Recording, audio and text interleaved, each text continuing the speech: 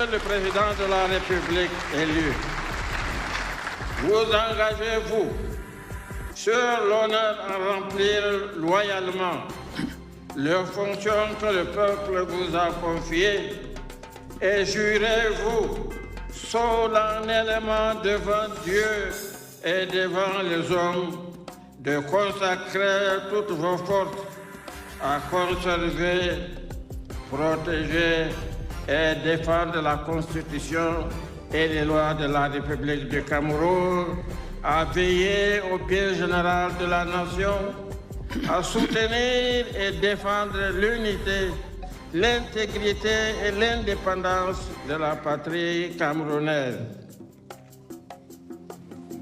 I do so swear.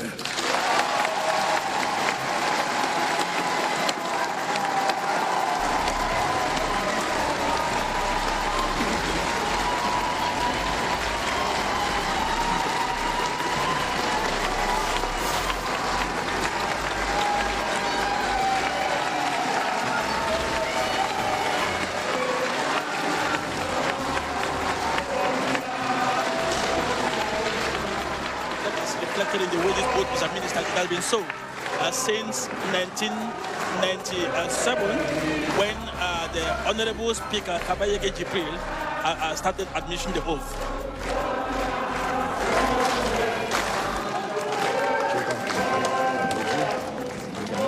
Minister of Labour and Social Security, Deputy Secretary of the CPM State Committee, and others were on their feet. Président de la République, la nation tout entière vous écoute. Vous avez la parole.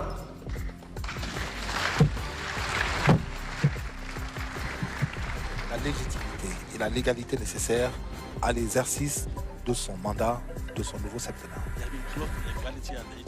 Now we listen to his policy speech. All Bia is expected. They are waiting to listen to this speech, which will be full of significance for the next 7 years. It's expected to be pregnant. Not only those inside the hemicycle, even those in the overflowing gardens, and Cameroonians, wherever they are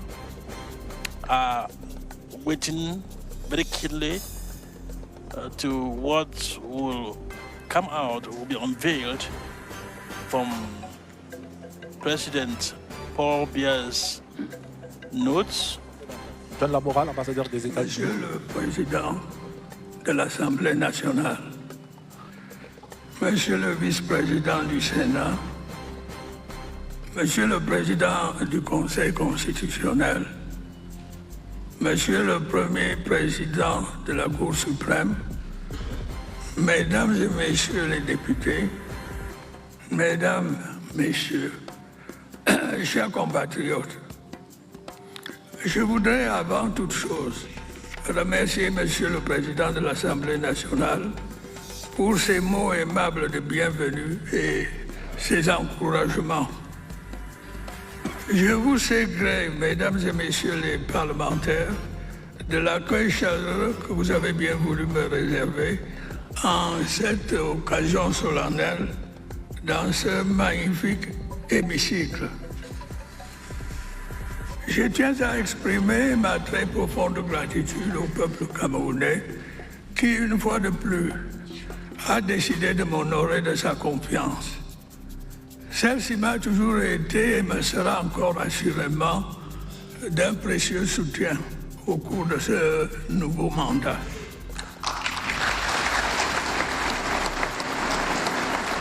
Je tiens à le dire de la manière la plus solennelle qui soit.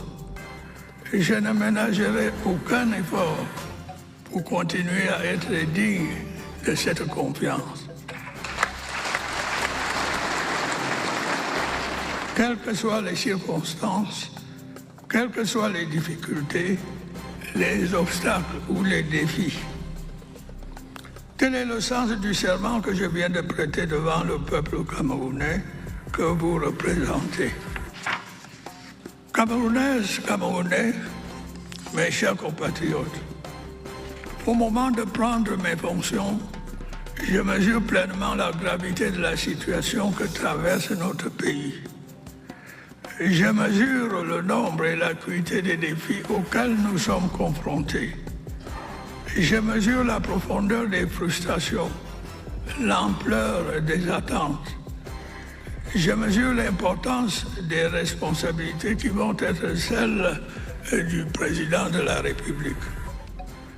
Je voudrais en cette occasion solennelle renouveler devant vous un engagement que j'ai déjà pris par le passé dans les mêmes circonstances. Celui de rester fidèle aux idéaux qui m'ont guidé depuis mon accession à la magistrature suprême. Celui de me consacrer entièrement à la mission sacrée que Dieu Tout-Puissant et le peuple camerounais souverain ont bien voulu me confier, celle de vrai sans relâche à l'avènement d'un Cameroun uni, stable et prospère.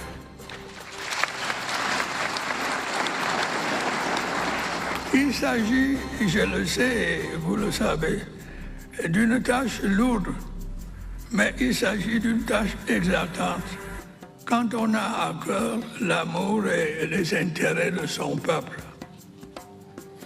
Cette tâche, mes chers compatriotes, n'est pas insurmontable, surtout lorsqu'on bénéficie du soutien indéfectible de son peuple.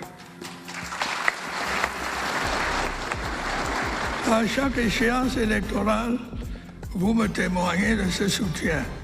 Vous l'avez fait une fois de plus, de manière claire et incontestable, lors du scrutin du 12 octobre dernier.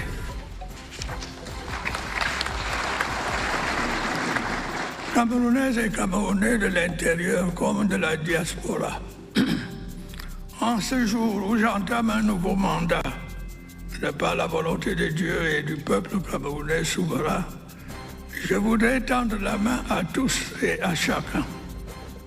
Nous devons ensemble jeter les bases d'un avenir encore plus prometteur pour notre cher et beau pays, notamment pour notre jeunesse.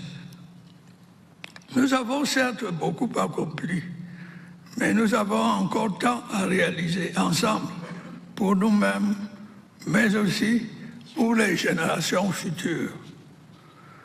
J'en appelle donc à l'union sacrée. Joignez-vous à moi pour que nous puissions ensemble, dans la paix et la concorde, relever les formidables défis auxquels notre pays est confronté. Je vous invite tous à prendre part à ce combat salutaire. Les joutes de l'élection présidentielle sont derrière nous. L'heure est désormais au rassemblement. Ce pays est notre patrimoine commun. C'est notre bien le plus précieux. Nous devons le construire, le solidifier, le moderniser et non le détruire.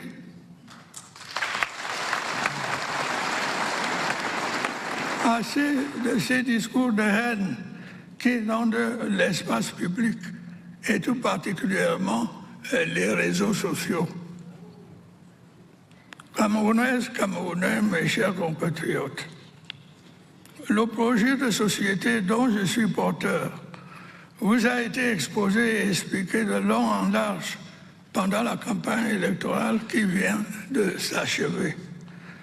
À cette occasion, comme lors des consultations stratégiques qui se sont déroulées au palais de Yaoundé, mes équipes et moi-même avons également veillé à écouter les doléances des Camerounais vivant à l'intérieur du pays comme ceux vivant à l'extérieur. Nous avons entendu leurs préoccupations, leurs frustrations, leurs doléances, mais aussi leurs aspirations, leurs attentes, leurs espérances et leurs suggestions. Ces échanges féconds nous serviront assurément de boussole pour guider notre action présente et future. Camerounaises, Camerounais, mes chers compatriotes, ainsi que j'ai eu l'occasion de vous le dire, la situation des jeunes et des femmes sera au cœur de mon action tout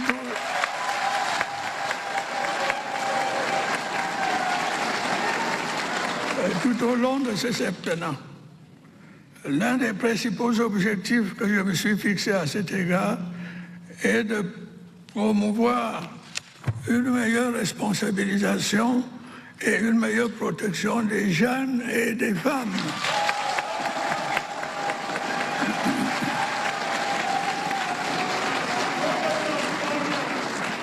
Ainsi que vous le savez, des efforts méritoires ont été déployés ces dernières années en faveur de la jeunesse, tels que la construction de nombreuses infrastructures scolaires et universitaires, la promotion de la scolarité des jeunes, la professionnalisation des enseignements, la création de nouvelles opportunités d'emploi en faveur des jeunes. Nous allons intensifier ces efforts en veillant à ce que les jeunes et les femmes bénéficient d'une protection accrue dans les milieux scolaires et professionnels, mais aussi en dehors de ceux-ci, pour pouvoir s'épanouir pleinement.